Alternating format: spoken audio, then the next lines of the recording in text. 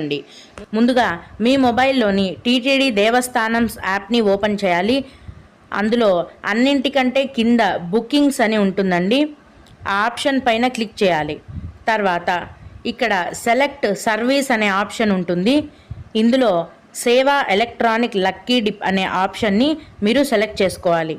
తర్వాత ఇక్కడ మీరు డిప్ అప్లై చేసిన డేట్ని అలాగే సెలెక్ట్ అయ్యారా లేదా అనే దాన్ని కూడా చూపిస్తుందండి.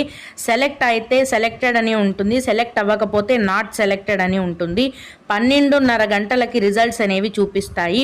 ఒకవేళ సెలెక్టెడ్ అని గనక ఉంటే మీరు ఏ తేదీకి ఏ డేట్కి సెలెక్ట్ అయ్యారో కూడా ఇక్కడ చూపిస్తుంది.